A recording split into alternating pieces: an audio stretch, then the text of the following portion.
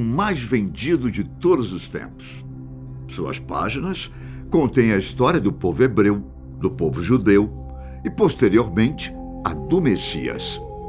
No entanto, seja por ceticismo ou até mesmo ignorância, alguns duvidam da veracidade de determinados acontecimentos históricos aqui presentes. Será que há como provar as coisas ditas em suas páginas? E se nós buscarmos evidências além da Bíblia? Para começar, a própria habitação do povo Israel em Canaã, desde tempos imemoriais, era debatida. Biblicamente, o povo teria deixado o Egito e ali se estabelecido por volta de 3.200 anos atrás. A descoberta que ajudou a provar isso foi a estela de Merneptah, descoberto pelo arqueólogo britânico Flinders Petrie, em 1896, na cidade egípcia de Tebas. Trata-se de um monumento de granito de 2 metros de altura. A estela contém inscrições que descrevem as vitórias do faraó Merneptah em 1207 a.C. Já a sua importância refere-se a ser a referência não bíblica mais antiga a Israel. Com 25 linhas legíveis de hieróglifos, a inscrição também contém as conquistas do faraó na terra de Canaã. É possível ler o seguinte na estela: Canaã está cativa com todo o infortúnio. Ascalão está conquistada, Gézer apreendida e Anoã foi levada à inexistência. Israel está devastada, sem qualquer semente.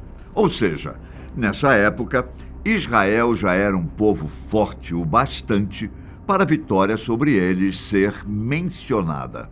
Isso indica que o povo já estava estabelecido ali por tempo bastante para construir suas próprias estruturas e ter uma força militar. A palavra Israel aqui foi usada para se referir ao povo, não à terra. Afinal, a terra ainda era referida como Canaã. Isso implica que, na época, o povo não deveria ter um rei ainda. Assim, Merneptah provavelmente invadiu Israel no tempo dos juízes. Essa é a comprovação de que o êxodo aconteceu antes mesmo do 13º século a.C., algo que é confirmado no capítulo 6 do primeiro livro dos Reis na Bíblia.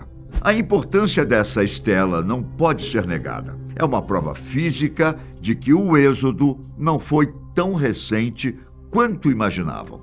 Se ele não tivesse ocorrido antes do 13º século a.C., quando Merneptah invadiu Israel, esta cidade não seria um poder estabelecido no local. Então, mencionar Israel pelo nome dos registros seria completamente desnecessário. A evidência contribui para confirmar a assertiva bíblica de que os hebreus estavam em Israel há pelo menos 3.200 anos. Outra das características mais questionadas da Bíblia pelos estudiosos é a existência de algumas personalidades históricas ali mencionadas. O rei Davi é um dos que sofre com essa descredibilidade. Muitos duvidaram e duvidam de sua existência, já que não existiam evidências fora da tradição judaica que comprovassem que o governante existiu.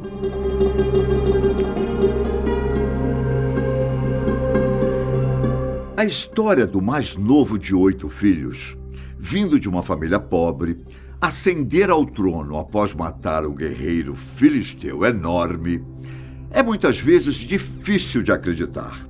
Um rei tão poderoso e conquistador como Davi poderia ser mencionado por outros povos, caso tenha existido.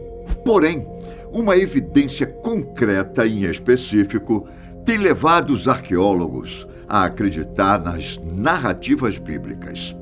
Se excluirmos a estela de Merneptah, as inscrições mais antigas que mencionam Israel são a pedra moabita, a estela de Tel Dan e os monólitos de Curque. Dessas, a que contribuiria para a confirmação da existência de Davi é a de Tel Dan, escrita durante o 9º século a.C. Foi descoberta em 1993, no norte de Israel, em uma escavação dirigida pelo arqueólogo Avraham Biran. O fragmento de rocha também é uma espécie de registros de vitórias militares. Nele está anotada a vitória de um rei arameu sobre seus vizinhos do sul, o rei de Israel e o rei da casa de Davi. A estela de Tel Dan afirma que, debaixo da bênção do deus Haddad, o rei arameu superou milhares de cavaleiros e carruagens antes de despachar pessoalmente os 2 governantes dos exércitos.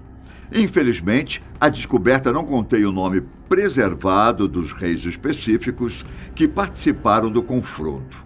O tempo acabou correndo essa informação. Porém, os estudiosos acreditam que a evidência se refere à campanha do rei Hazael, que derrotou o rei Jeorão de Israel e o rei Acasias de Judá. Acontece que isso não teria acontecido muito tempo depois do reinado de Davi sobre Judá. Então, seria um espaço de tempo muito curto para inventarem um governante mítico que fosse ancestral dos demais reis. É uma prova bastante confiável de que Davi foi sim um líder literal e personagem histórico do povo judeu, não uma invenção. Até mesmo os governantes estrangeiros conheciam os reis de Judá como da casa de Davi. Entretanto, alguns historiadores ainda acham que a inscrição não prova completamente a existência de uma dinastia davídica literal. Bom, o que temos certeza é que os reis de Judá definitivamente pertenciam à casa de Davi. Além da estela de Tel Dan, outra estela chamada Rocha Moabita também faz referência a essa suposta linhagem do rei que derrotou Golias. Assim como seu pai, Salomão sofre de certa descredibilidade. Não há nenhuma inscrição antiga com seu nome ou evidência física do tipo. Mesmo assim, os estudos atuais, em sua maioria, concordam com sua existência.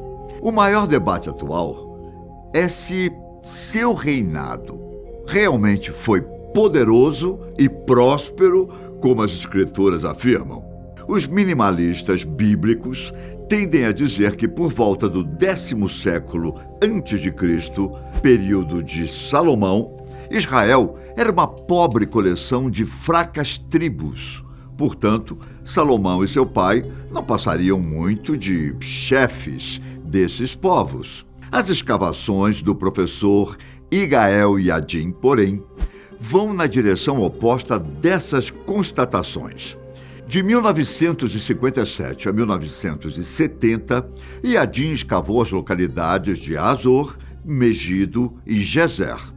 Nos 3 lugares, antigamente povoados pelo povo de Israel, foram encontradas estruturas arquitetônicas parecidas. O design, as dimensões, a construção e as características artísticas nos 3 locais são muito semelhantes. Apesar da vasta distância, Azor, Megido e Gezer foram construídas no mesmo período e de maneiras parecidas. A largura da parte interna é de 4,2 metros, com a largura das paredes de 1,6 metros. Medidas certamente impressionantes para um povo meramente tribal, desorganizado e pobre. Por serem parecidos e construídos na mesma época, todos os portões parecem fazer parte do mesmo projeto. Os vestígios arqueológicos, que incluem grandes portarias e 6 câmaras, mostram que as construções eram monumentais. Essas evidências apontam muito mais para um poder centralizado e significativo. As cidades também estão separadas por distâncias relativamente grandes, abrangendo a maior parte do território geográfico da antiga Israel. Isso aponta para um controle administrativo sobre uma grande área. Arqueologicamente falando, Azor, Megido e Gezer foram construídos pelo mesmo governante poderoso. Um indivíduo com substancial poder e influência regional. Provavelmente, esse líder é Salomão, ou seja, há evidências não só da sua existência, mas da grandiosidade do seu poder. Leiamos 1 Reis 9, versículo 15. A razão por que Salomão impôs o trabalho forçado é esta: edificar a casa do Senhor e a sua própria casa, e Milo e o muro de Jerusalém, como também Azor e Megido e Gezer.